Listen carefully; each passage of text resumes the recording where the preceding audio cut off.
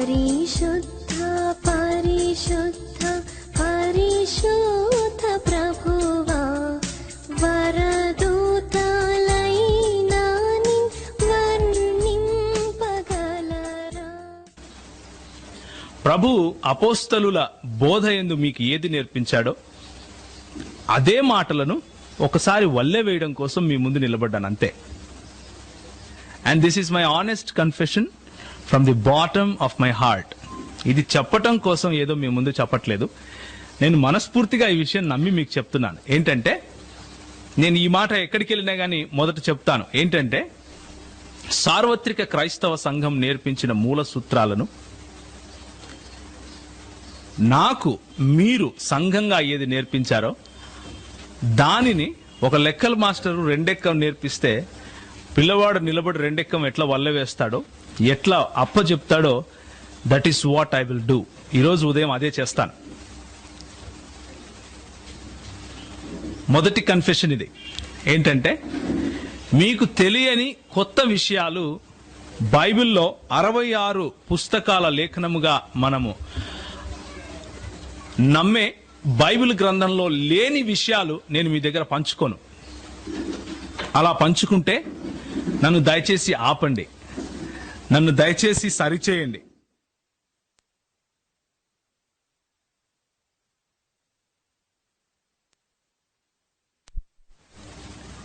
సార్వత్రిక క్రైస్తవ సంఘంలో మీరు నేను సమభాగస్థులమై ఉన్నాం.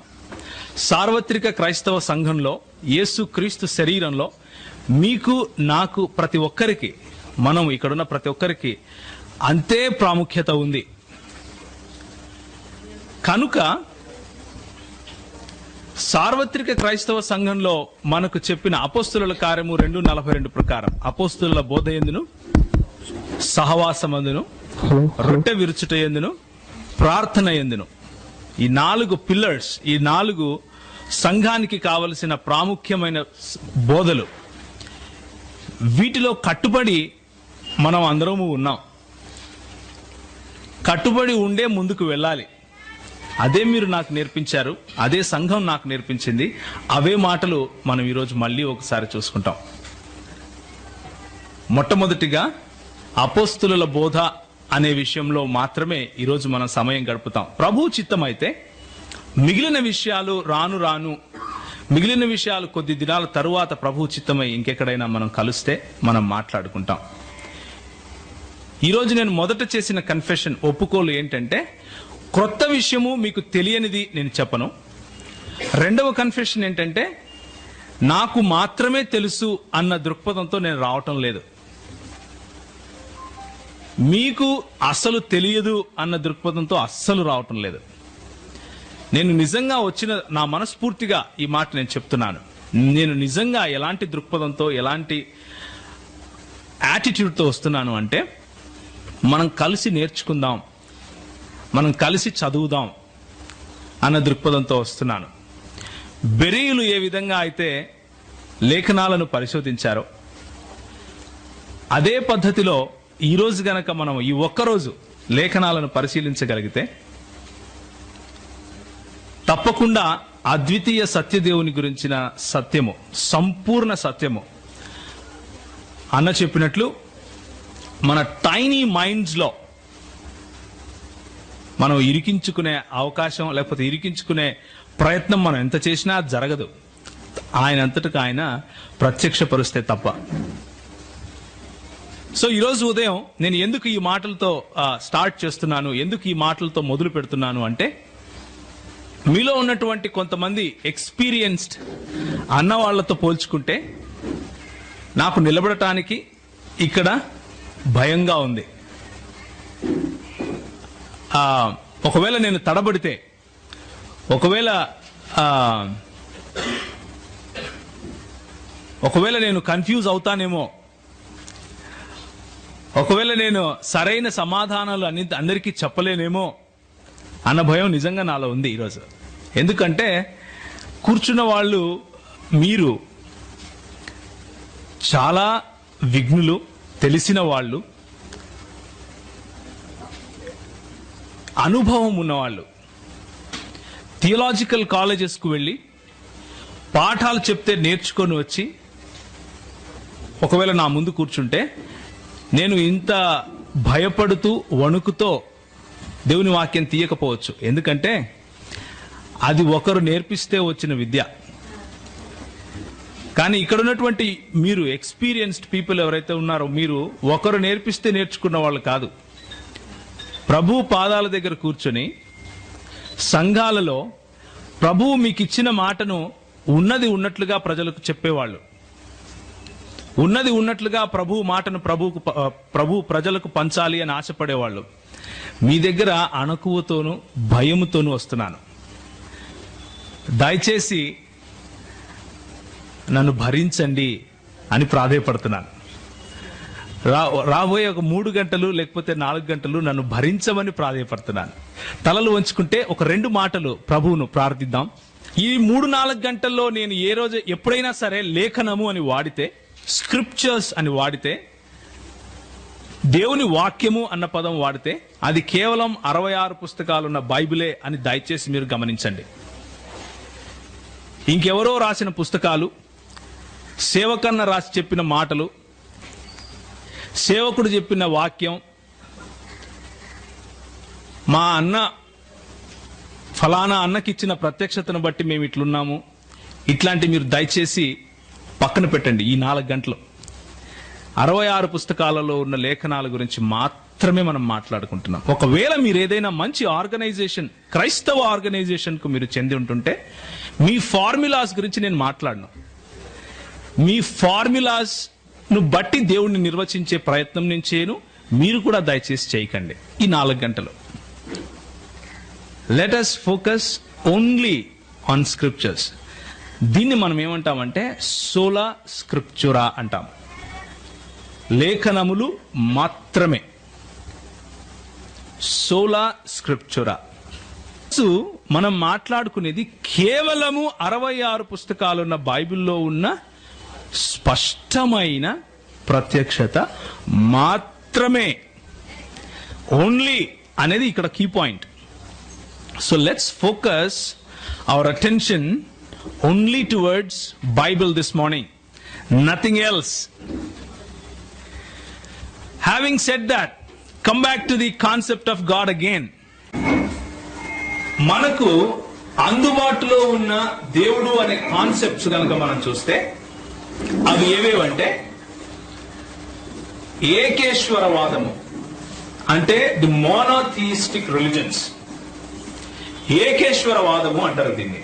మోనోథియిస్టిక్ రిలిజన్స్ లో ఏవే ఉన్నాయంటే యూదా క్రైస్తవ సంప్రదాయము, అంటే యూదా మతానికి చెందినటువంటి వాళ్ళు, క్రైస్తవ మతానికి చెందినటువంటి వాళ్ళు, లేదా క్రైస్తవ మార్గానికి, క్రైస్తవ పంథకు, లేదా క్రైస్తవ మతానికి చెందినటువంటి దేవుడు అన్న ఆలోచన, క్రైస్తవ మతం నుంచి బయటకు వచ్చినటువంటి తెగలు కొన్ని ఉన్నాయి.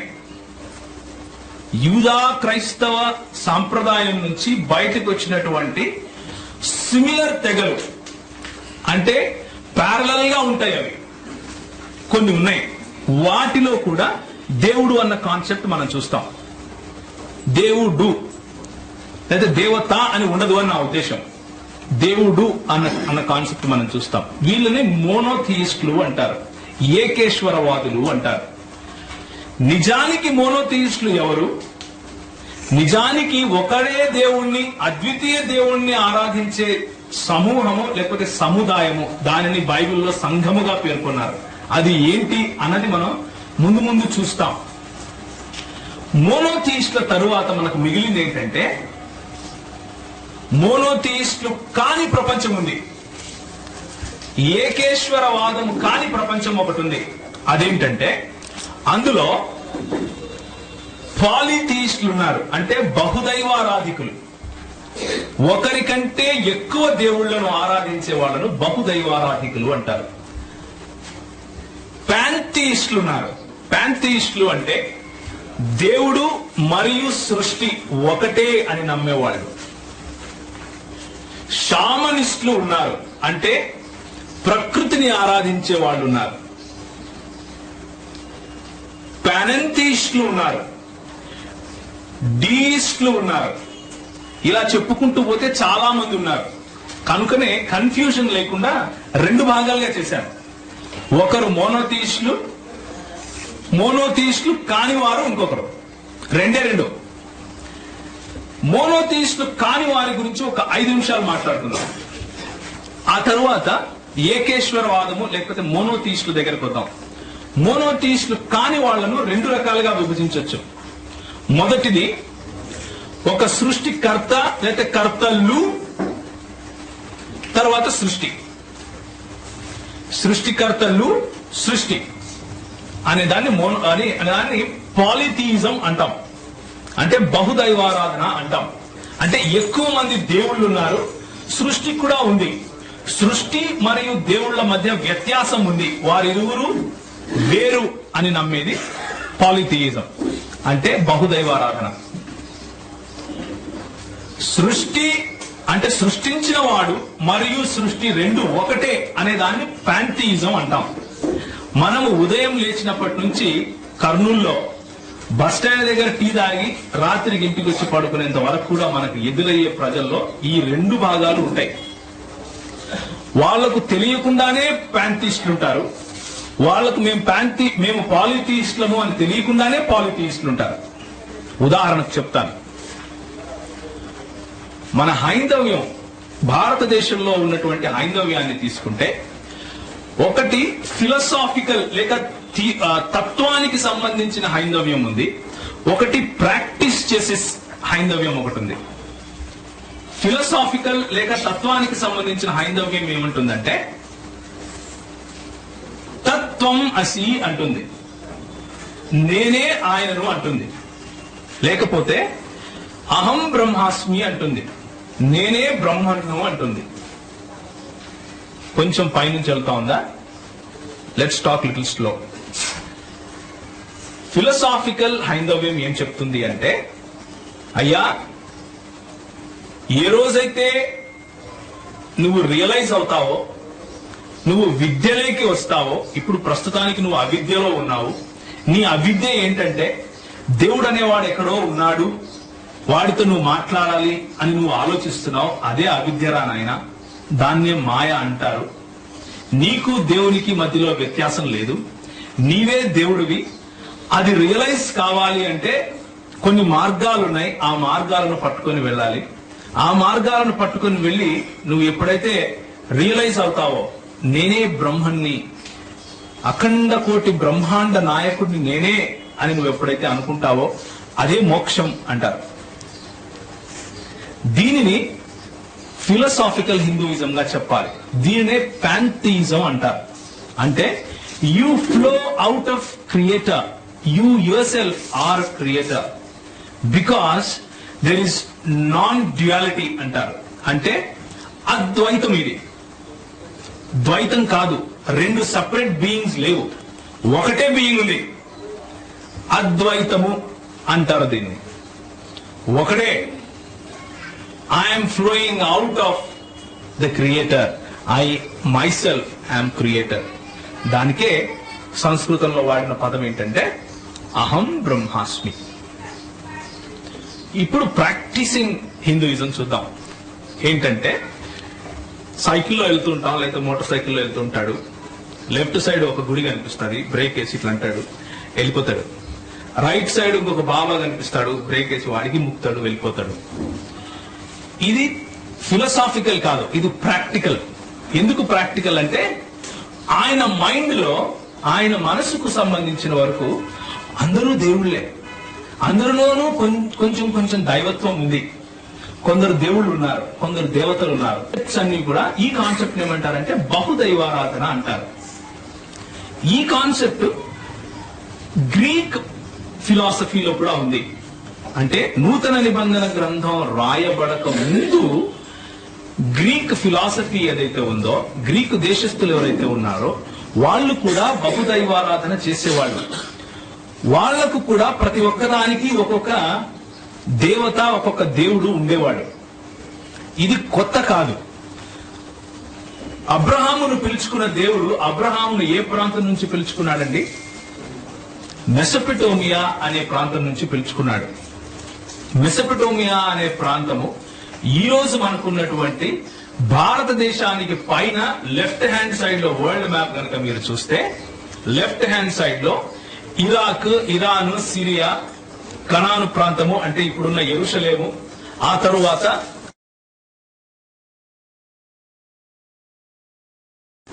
ఏకేశ్వరవాదులైనటువంటి యూదా క్రైస్తవ సముదాయం ఎలాంటి దేవుణ్ణి కొలుస్తున్నారు అన్న విషయం మనం చూస్తాం. ఈ ఏకేశ్వరవాదులు అయినటువంటి యూదా క్రైస్తవ సముదాయం నుంచి మొదట యూదా సముదాయాన్ని చూడాలి. అబ్రహామును దేవుడు పిలుచుకున్నాడు అన్నట్లుగా చరిత్ర చెప్తా ఉంది. ఆయన తన బహుదైవారాధనను విడిచిపెట్టి ఒకడే దేవుడున్నాడు, ఆయననే ఆరాధించాలి అని ఆశపడి ముందుకొచ్చాడు. ఊరు ప్రాంతం నుంచి ఆయన వెళ్లి కనాను దేశానికి ప్రవేశించాడు. ప్రవేశించిన తరువాత ఆయనను, ఆయన కుమారులను అంటే అబ్రహాము దేవుడు, ఇస్సాకు దేవుడు, యాకోబు దేవుడు ఒకడే అన్నట్లుగా ఆ దేవుడు తన పరిచయాన్ని తన పిల్లల పేర్లు పెట్టి మరీ ఇచ్చుకున్నాడు. ఆ అబ్రహాము దేవుని గురించి ఈ రోజు ఎక్కువ సమయం మనం గడుపుతాం. ఆ అబ్రహాము, ఇస్సాకు, యాకోబుల దేవుని గురించి మనం ఈ రోజు ఎక్కువ సమయం గడుపుతాం. ఆ దేవుని దగ్గరికి రావడానికి ముందు నేను కొన్ని డూప్లికేట్స్ చెప్తాను. Let's talk about duplicates little bit. Okay, duplicates ఏంటంటే దేవుడు ఒక్కడే అని బైబిల్ చెప్తా ఉంది అనేసి ఈ 66 పుస్తకాలలో ఉన్నటువంటి వచనాలలో నుంచే కొన్ని వచనాలను మాత్రమే చెరీ పికింగ్ చేస్తారు. చెరీ పికింగ్ అంటే నీకు ఇష్టమైనదే తింటావు, నీకు ఇష్టం లేనిది అసలు భోజనమే కాదంటావు. దాన్ని చెరీ పికింగ్ అంటారు. అంటే నిన్ను కూర్చోపెట్టి భోజనం పెడితే నీకు సాంబార్ ఇష్టం అనుకోండి, సాంబార్ మాత్రమే భోజనం, మిగిలిన వాళ్ళు తినేదంతా గడ్డి అంటావు. నీకు బిర్యానీ ఇష్టం అనుకోండి, బిర్యానీ పెట్టించుకుంటావు, మిగిలిన వాళ్ళందరూ ఎర్రోళ్ళే. ఇంకా దాన్ని చెరీ పికింగ్ అంటాం. అలా చేస్తూ కొన్ని తెగలు బయటికి వచ్చాయి. ఆ తెగలు ఏంటివంటే ఈ 66 పుస్తకాలలో ఉన్న కొన్ని గ్రంథాలను తీసేస్తారు, లేకపోతే మొత్తం గ్రంథాన్నే తీసేస్తారు, కానీ కాన్సెప్ట్ని పట్టుకుంటారు. లేకపోతే కొన్ని వచనాలను మాత్రమే తీసేస్తారు. అలాంటి వాళ్ళలోనే డీయిజం అనేది ఒకటి ఉంది. అంటే దేవుడు ఉన్నాడు, సృష్టించాడు, కానీ సృష్టించేసి వదిలేశాడు, దాన్ని ఇంక పట్టించుకోడు. దేవునికి ఆ సృష్టికి సంబంధం లేదు. ఇది అమెరికా దేశంలో పుట్టింది. ఇంకొక వాదం ఉంది, అదేంటంటే ఫైనైట్ గాడిజం, అంటే పరిమితులున్న దైవవాదం, పరిమిత దైవవాదము అంటారు దీన్ని. ఆ దేవునికి కొన్ని పరిమితులు ఉన్నాయి. బోర్ కొడతా ఉందా? తప్పదు, ఇది తెలుసుకోవాలి. సో అన్నిటికంటే పాపులర్, అన్నిటికంటే ముఖ్యమైన కొన్ని తెగలున్నాయి బయటకు వచ్చినటివి. అవేంటివి అంటే నేను మీకు ఒక స్లైడ్ చూపిస్తాను, దాన్ని చూడండి. అందులో ఉన్న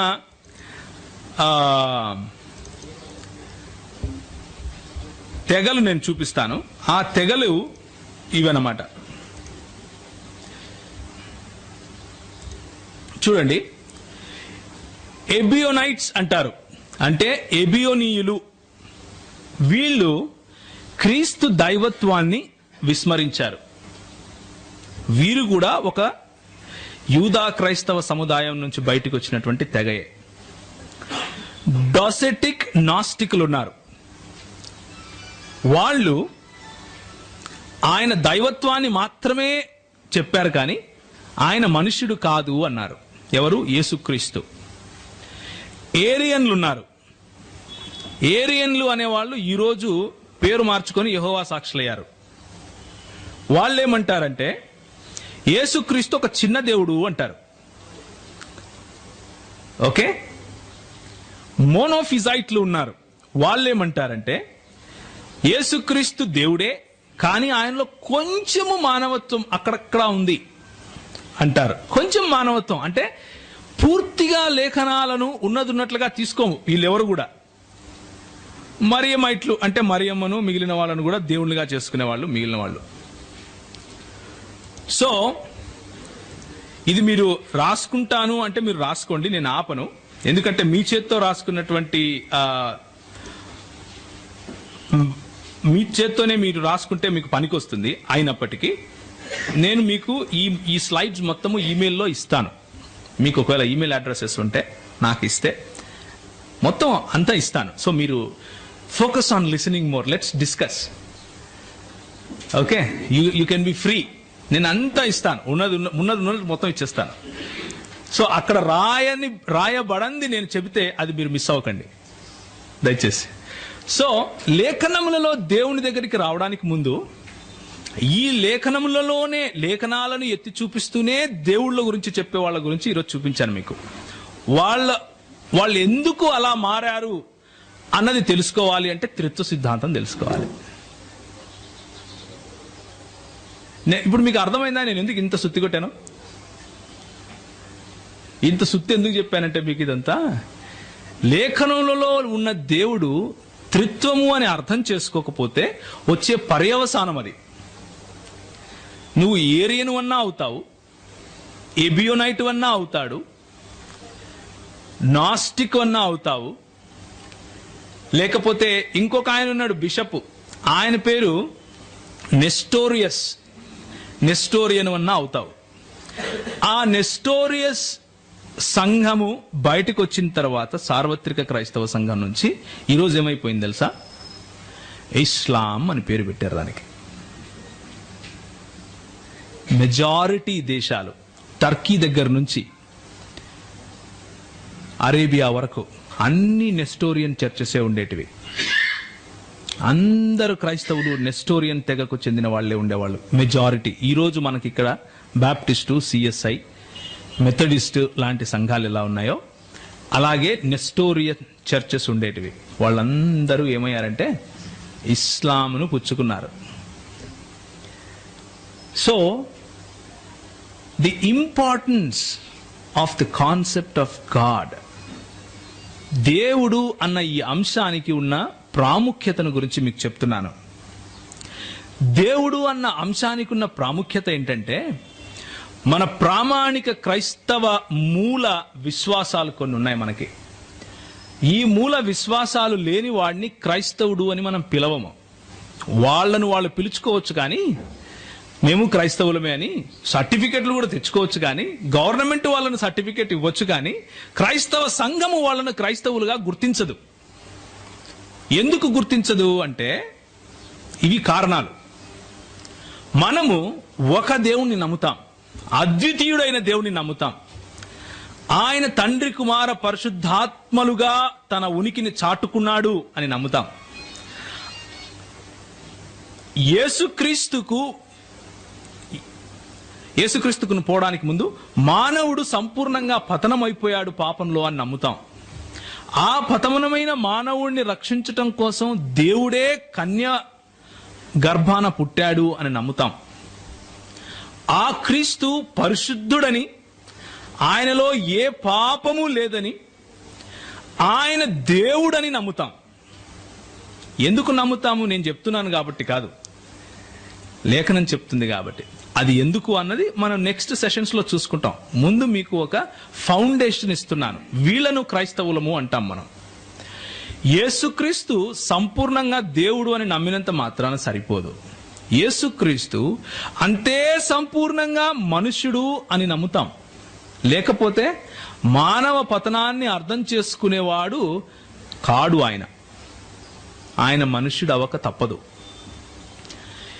ఏ యోగ్యత లేని నన్ను దేవుడు ఎన్నుకున్నాడని, విశ్వాసం ద్వారా మనను రక్షించాడని, క్రీస్తు పాప పరిహారార్థ బలిగా తన దేహాన్ని పెట్టాడని, ప్రాణం పెట్టాడని, సశరీరుడై తిరిగి లేచాడని, సశరీరుడై ఆయన తిరిగి తండ్రి వద్దకు వెళ్ళాడని, అదే విధంగా ఆయన ఇప్పుడు యాజకత్వం చేస్తున్నాడని, యాజకత్వం చేస్తూ నీకోసం నా కోసం మధ్యవర్తిత్వం చేస్తున్నాడు, ప్రార్థిస్తున్నాడు అని.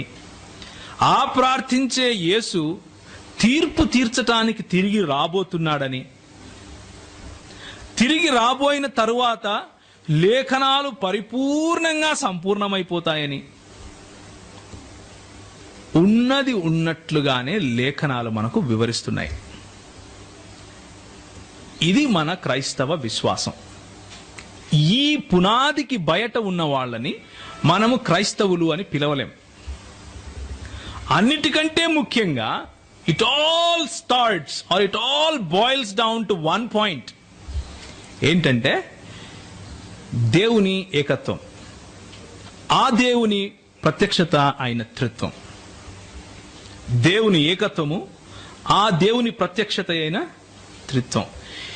ఈ రెండు కాన్సెప్ట్స్ లో ఏ ఒక్కదాన్ని విస్మరించినా కింద మిగిలిన 14 పాయింట్స్ కూడా యూ హ్యావ్ టు డినై. నువ్వు వాటిని విస్మరించక తప్పదు. మొదటి 2 పాయింట్స్ లో ఏ ఒక్కదాన్ని విస్మరించినా మిగిలిన 14 పాయింట్స్ లో దేన్ని నువ్వు పట్టుకోలేవు. అది ఎట్లా నేను చెప్తా తర్వాత. But this is the truth. అందుకు ఈ కాన్సెప్ట్ ముఖ్యం. కాబట్టి దేవుడు అన్న సత్యము, దేవుడు ఎందుకు తనను తాను అలా చెప్పుకున్నాడు అన్న సత్యం మనం తెలుసుకోవాలి. ద్వితీయోపదేశ కాండము 6వ అధ్యాయం 4వ వచనం. దయచేసి ఎవరైనా సరే తెలుగు భాషలో గట్టిగా చదవండి. అందరికీ వినపడే విధంగా చదవాలి. పెద్దలు ఉన్నారు, పాస్టర్ గారులు ఉన్నారు. దయచేసి మీరు వేరే వాళ్లకు చదవటానికి అవకాశం దయచేయండి. మిమ్మల్ని గౌరవించడానికి మాకు అవకాశం దయచేయండి. ఇశ్రాయేలు వినుము, మన దేవుడైన యెహోవా అద్వితీయుడగు యెహోవా. చాలనా? మన దేవుడైన యెహోవా అద్వితీయుడైన యెహోవా. ఇదే మాట నిర్గమకాండము 20వ అధ్యాయంలో మనం చూస్తాం. ఆ అద్వితీయుడు అన్న మాటకు వివరణ ఇస్తూ ఏమంటాడంటే, దేవుడు వేరొక దేవుడు నీకు ఉండకూడదు అంటాడు. అద్వితీయుడు అంటే వేరొకడు లేనివాడు, అలాంటి వాడు ఇంకొకడు ఉండడానికి వీలు లేదు అని చెప్పటం. There is no one like him. వేల్పులలో నీ వంటి వాడెవడు అని చెప్పాలి అంటే ఆయనకు సమానమైన, ఆయనకు సరిపోల్చుకునే, ఆయన వంటి, ఆయన లాంటి, ఇంకా ఎలాంటి అయినా చెప్పుకోండి మీరు, ఉండవు. ఇంక్లూడింగ్ ఆయన సృష్టి. Let me repeat it again. అద్వితీయుడు అన్న మాటకు అర్థం ఏంటంటే ఆయన వంటి, ఆయన లాంటి, ఆయన సంపూర్ణత ఏ విధంగా ఉందో ఆ పోలికలో. మీకు క్వశ్చన్ వచ్చి ఉంటుంది, మరి దేవుడు నన్ను ఆయన పోలికలో చేశాడు కదా. I'll give you the answer. అందుకనే ఆయన సంపూర్ణతను పోలినటువంటి పోలికలో ఏదీ లేదు, ఇంక్లూడింగ్ మ్యాన్ అండ్ క్రియేషన్.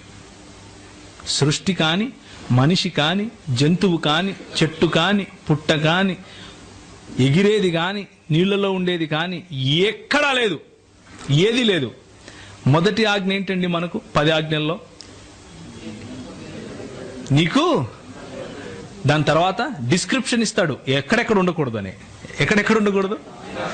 ఆకాశంలో గాని, భూమి మీద గాని, నీళ్ల కింద గాని, చచ్చిపోయినా గోరీలు కట్టుకున్నా ఉండడానికి వీలు లేదు. That is what it means to be a unique God, one of it's kind, one of his kind. అలాంటి వారు, ఆయనను పోలిన, ఆయనకు సమానమైన ఇంకొక జీవి, ఇంకొక ప్రాణి, ఇంకొక దేవుడు, ఇంకొక మనిషి, ఇంకొక సృష్టి ఏది లేదు. ఇంకొక దేవుడు కూడా లేడు. ఇంకొక దేవుడు కూడా లేడు. 1 కొరింథీ 8:4 ఇదే మాట నూతన నిబంధన గ్రంథంలో నుంచి కూడా మనం చూస్తాం. మనకు దేవుడు ఒకడే, వేరొక దేవుడు లేడు. ఈ ఒకడే అన్న మాటను మనం కొంచెం ఆలోచించాలి. హెబ్రీ భాషలో దీన్ని ఎలా పలుకుతారు అంటే షమా ఇస్రాయిల్ యాహ్వే ఎలోహిను యాహ్వే యఖాద్ అని పలుకుతారు. ఇస్రాయేలు వినుము, నీ దేవుడైన యెహోవా అద్వితీయుడగు యెహోవా అని పలుకుతారు. తెలుగు భాషలో ఎవరు దీన్ని తర్జుమా చేశారో తెలియదు కానీ ఆయన కనిపిస్తే ఆయనకు ఇట్లా దండం పెట్టాలనుంది. ఎందుకు అంటే అక్కడ ఒకడే అని రాయకుండా అద్వితీయుడు అని రాశాడు. ఆయనకు మనస్ఫూర్తిగా కృతజ్ఞతలు చెప్పాలనుంది. ఎందుకు అంటే హెబ్రీ భాషలో వాడినటువంటి అక్కడ అద్వితీయుడు అన్న చోట వాడిన పదము ఎఖాద్ అంటారు. ఎఖాద్ అన్న పదానికి ఎందుకు ఒకడే అని వాడకూడదు నెక్స్ట్ సెషన్లో చూద్దాం.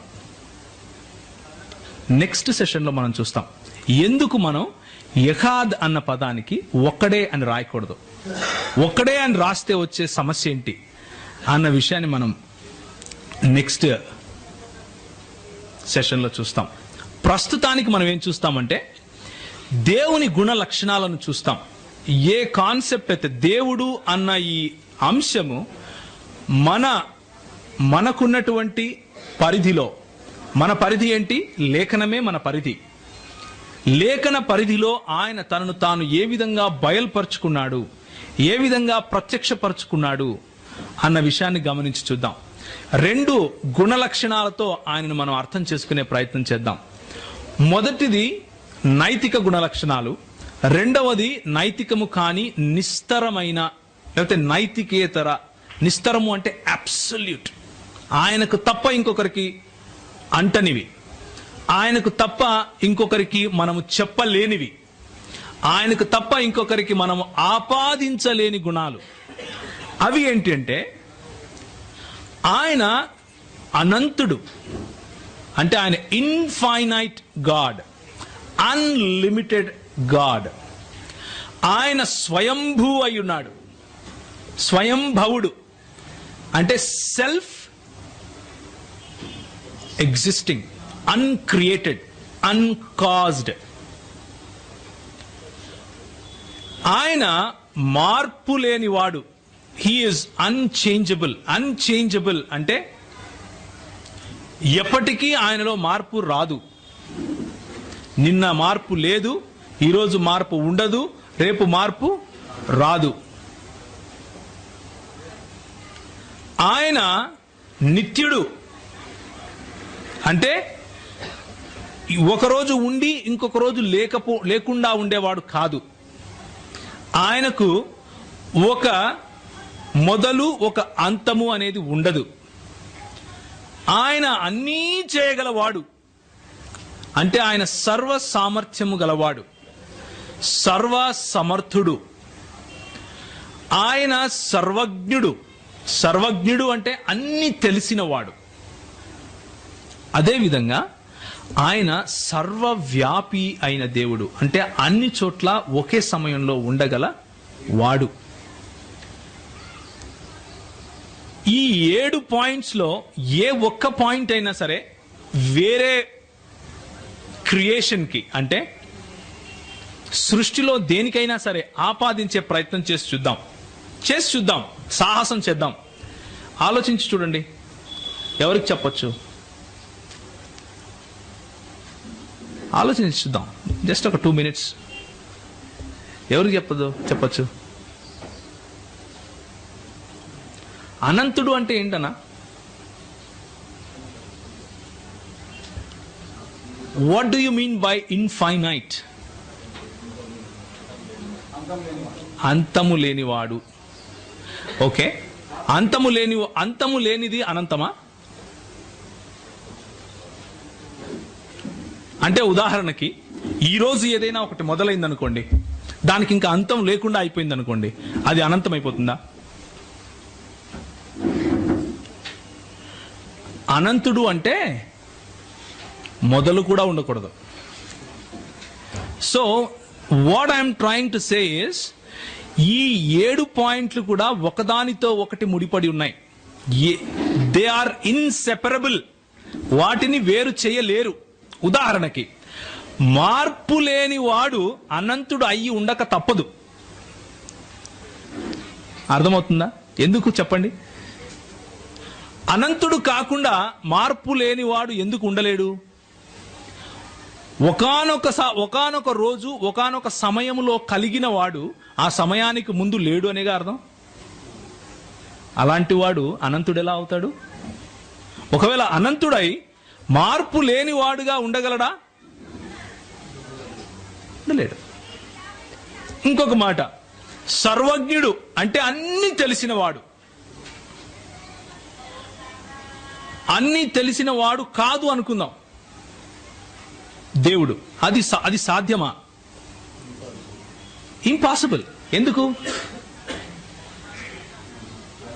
నిర్వచన రీత్యా ఏదైనా తెలియని విషయం ఉంది అంటే ఆయన కంటే గొప్ప విషయం ఏదో ఉందని, అప్పుడు అది దేవుడు అవుతుంది.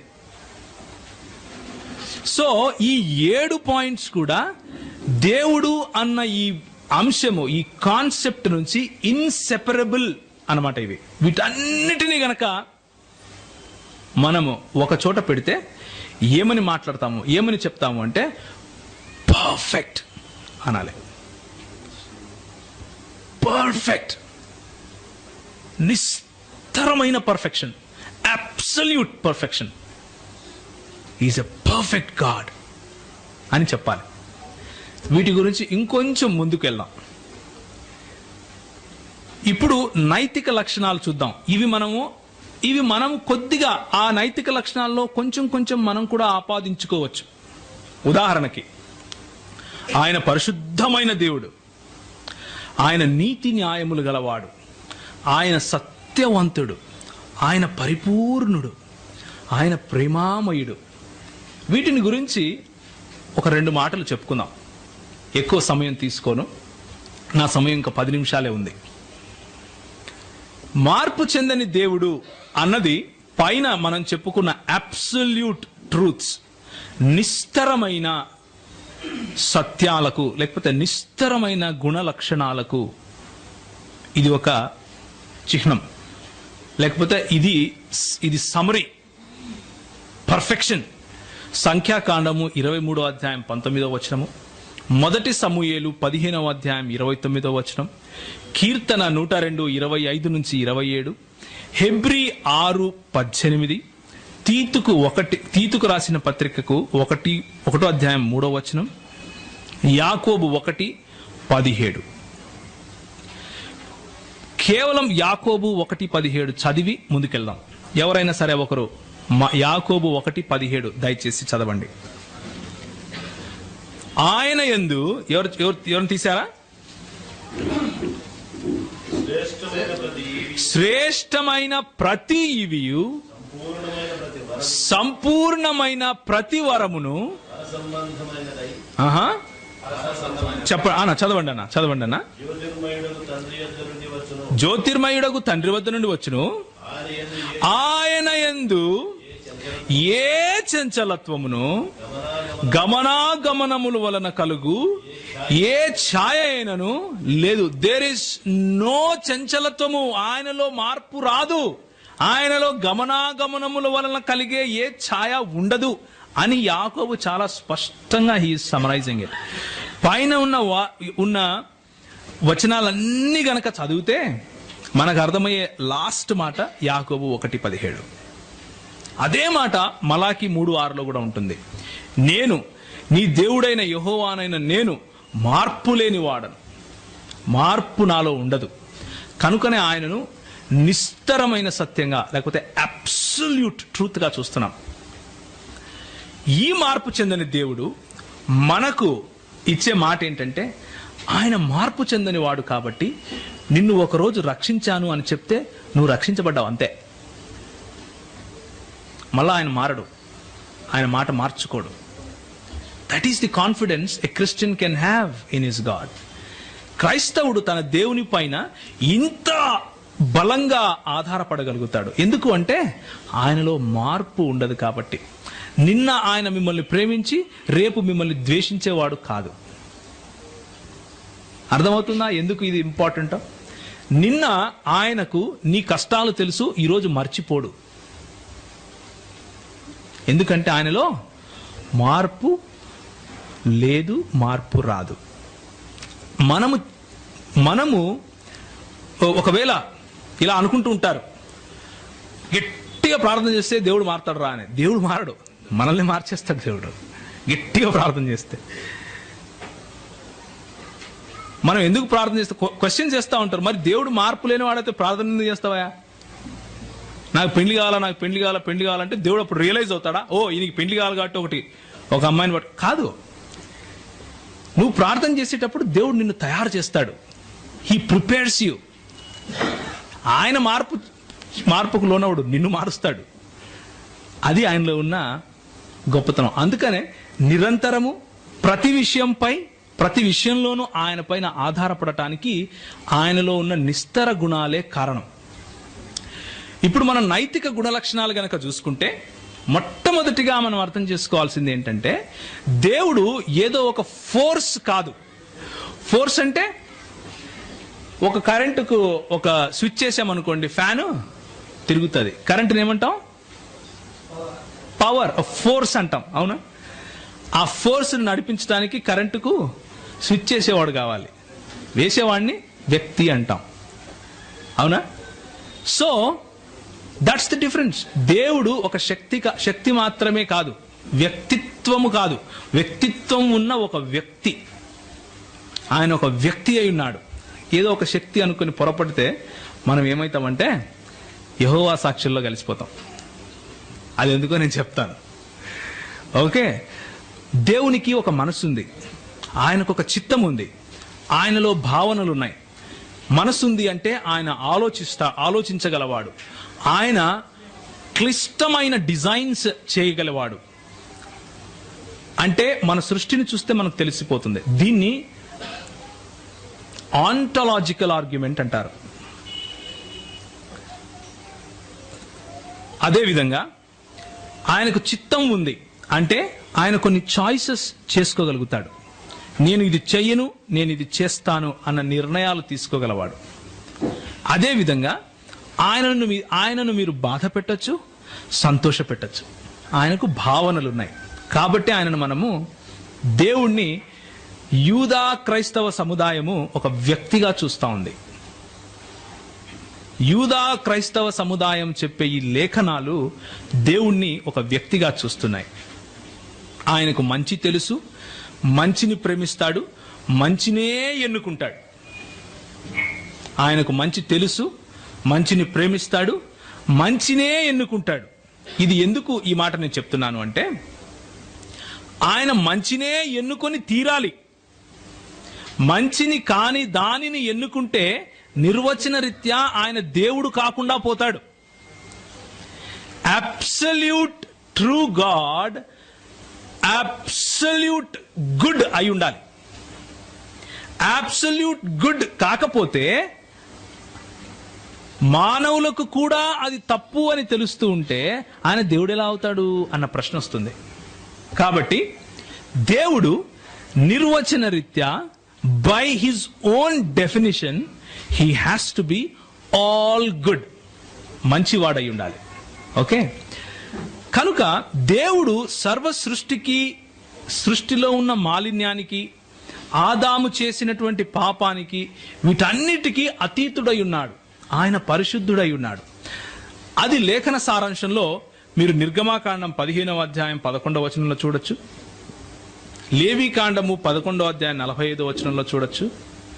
అదేవిధంగా యెషయా 5:16లో కూడా చూడొచ్చు. దేవుడు పరిశుద్ధమైన వాడు. దాన్ని బట్టి మనకు అర్థమయ్యేది ఏంటంటే, ఆయన పరిశుద్ధుడు కాబట్టి సంఘములో ఉన్న మనల్ని పరిశుద్ధులుగా అవ్వమంటున్నాడు. ఆయనే పరిశుద్ధుడు కాకపోతే మనల్ని కూడా పరిశుద్ధమైన జీవితాలను జీవించు అని చెప్పడానికి అవసరం లేదు. దొరికినట్టు కాల్చండి అని అనగలుగుతాడు. మీ పవిత్ర మాసం అయిపోయిన వెంటనే దొరికినట్టు నరకండి అంటాడు. అలా అనడం లేదు మన దేవుడు. అంటే ఆయన పరిశుద్ధుడు కాబట్టి. పరిశుద్ధత అక్కడితోనే ఎండ్ అవ్వదు. పరిశుద్ధతలో న్యాయం ఉండి తీరాలి, నీతి ఉండి తీరాలి. నీతి లేని దాన్ని పరిశుద్ధతగా మానవులే ఒప్పుకోరు. దేవుడు ఎలా ఒప్పుకుంటాడు? నైతికతకు ఉన్న పతాక స్థాయి, నైతికతకు ఉన్న చరమ స్థాయి దేవుడు. అంటే యూదా క్రైస్తవ సముదాయంలో, అంటే ఈ 66 పుస్తకాల లేఖనంలో తప్ప ఇంకెక్కడ కూడా నైతికతకు స్టాండర్డ్ కనపడదు. వేరే ఏ రకమైన థాట్, అంటే ఏ రకమైన ఆలోచనకు వెళ్ళినా కానీ, ఉదాహరణకు తీసుకోండి, సృష్టికర్త నేనే అని చెప్పుకునే ప్యాంథియిజంలో మంచి చెడులను ఎవరైనా చెప్పగలుగుతారా? చెప్పలేరు. ఎందుకు? అవన్నీ కూడా మాయ, మోహం. అదంతా మాయ నాయన. మంచి లేదు, చెడు లేదు, అంతా దేవుడే. అలాగే బహుదైవ ఆరాధన అనుకోండి, ఎక్కువ మంది దేవుళ్ళు ఉండే చోట చెడుకు ఒక దేవుడు ఉంటాడు, మంచికి ఒక దేవుడు ఉంటాడు. సో చెడు చేసే దేవుడు చేసేది తప్పు అని చెప్తే కాదు, దేవుడు చేసిన లీల అది. ఏంటది? లీల. మంచి చెడులకు నిర్వచనం ఇవ్వాలి అంటే యూదా క్రైస్తవ సమాజం చెప్పే దేవుడి దగ్గరికి రాక తప్పదు. You will have to assume. దేవుడు లేడు అని చెప్పేవాడు ఉంటాడు ఒకడు, వాడిని మనం నాస్తికుడు అంటాం. అది కూడా ఒక మతమే. ఆ మతంలో నుంచి కూడా మంచి చెడులను ఎవరు చెప్పలేరు. ఎందుకు అంటే ఇది మంచి అని చెప్పాలి, ఇది చెడు అని చెప్పాలి అంటే దేవుడు తప్ప వేరే స్టాండర్డ్ చూపించలేడు. ఎక్కడి నుంచి వచ్చింది మంచి చెడు అంటే ఆన్సర్ ఉండదు. యూదా క్రైస్తవ సమాజం చెప్పే దేవుని దగ్గరికి వస్తే ఆ మంచి చెడులకు నాంది పునాది ఆయనే అని లేఖనం చెబుతుంది. దీని మీద ఏదైనా క్వశ్చన్ ఉంటే తర్వాత నన్ను అడగండి. సో ఆయన నీతి న్యాయము గలవాడు, ఆయన రోషము గల దేవుడు. నిర్గమాకాండము 34:14, ఎహెచ్కేలు 39:25. ఆయన పరిపూర్ణతలో నివసించే దేవుడు. దేవుడు పరిపూర్ణుడు. ఆయన ఉనికి యందు గాని ఏది తక్కువగా లేదు. He's self sufficient. ఆయన పరిపూర్ణుడు కాబట్టి ఆయన యందు నిరీక్షించే మనము ఒకానొక రోజు ఏమవుతాం? పరిపూర్ణులమవుతాం. ఆయనలో యథార్థత ఉంది. ఆయన తప్పులు చెప్పడు, ఆయన అబద్ధాలు చెప్పడు. నేను అబద్ధాలు చెప్పటానికి మనుషుణ్ణి కాదు అని ప్రభు చెప్తాడు. యథార్థవంతుడు మన దేవుడు. వీటన్నిటినీ గనక, అంటే ఈ నైతిక స్టాండర్డ్స్ అన్నిటిని మనం సమ్మరైజ్ చేయాలి అంటే, ఒక సారాంశం ఇవ్వాలి అంటే దానికి ప్రేమ అని పేరు పెట్టాలి. సర్వంలోనూ మంచితనం అన్నదానికి ప్రేమ అని పేరు పెట్టాలి. సో మన దేవుడు ప్రేమించే దేవుడు గనక మనకు ఆయన ప్రేమను నేర్పుతాడు, ప్రేమించాలి అని చెబుతాడు. ఇప్పుడు ఈ 2 నిమిషాలు మీ మెదడుకు ఒక మేత పెట్టేసి వదిలేస్తాను. టీ బ్రేక్ సమయంలో వీటిని గురించి ఆలోచించండి. నెక్స్ట్ సెషన్కి వచ్చినప్పుడు ఇది ఎలా సాధ్యం అని మీరే ఆలోచించండి. ఒక పక్క పర్ఫెక్ట్ దేవుడు ఉన్నాడు, అంటే నిస్తరమైన అబ్సల్యూట్ ట్రూ గాడ్ ఉన్నాడు. ఇంకొక పక్క ప్రేమకు ప్రతీకగా ఉన్నాడు. పతాక స్థాయిలో ఆయన ప్రేమ ఉంది. ఆయన హీఈస్ ఎ జస్ట్ గాడ్. ఆయన న్యాయమైన దేవుడు. ఆయన పాపాన్ని చూస్తే నేను సహించను అని చెప్పే దేవుడు. యథార్థవంతుడు, అంటే నిజం చెప్తున్నాడు. At the same time he's all powerful, all knowing. He can be here and in heaven at the same time. ఇలాంటి నిస్తరమైన విలువలు ఉన్నాయి. నైతికతలోనూ పతాక స్థాయి ఆయనదే. అప్పుడు ఆలోచించి చూడండి, ఒకానొకప్పుడు ఒకవేళ దేవుడు ఒంటరివాడైతే, ఒంటరివాడు అంటే దేవునిలో బహుళత్వం లేకపోతే, త్రిత్వము కాకపోతే, ఒకానొక సమయంలో హీ ఈస్ పర్ఫెక్ట్, ఆయన అన్నిట్లోనూ self sufficient, and he is all loving. Is it possible? ఎవరిని ప్రేమించాడు? ఎవరితో మాట్లాడాడు? ఆయనకు రిలేషన్స్ అన్నవి ఎలా తెలుసు? ఆయనకు అన్నీ తెలిసి ఉండాలి. ఆయన సర్వగుణ సంపన్నుడు అంటే ప్రేమలో పతాక స్థాయి ఉన్నవాడు. నైతికేతర అంటే పర్ఫెక్షన్ అనే ఈ గుణాలు, ప్రేమ అనే ఈ గుణం, ఈ రెండింటిని బ్యాలెన్స్ చేయాలి అంటే దేవుడు ఒంటరి వాడు అయితే సాధ్యపడుతుందా? టీ బ్రేక్లో ఆలోచించండి. తలలు వంచుకుంటే ప్రార్థన చేసుకుందాం.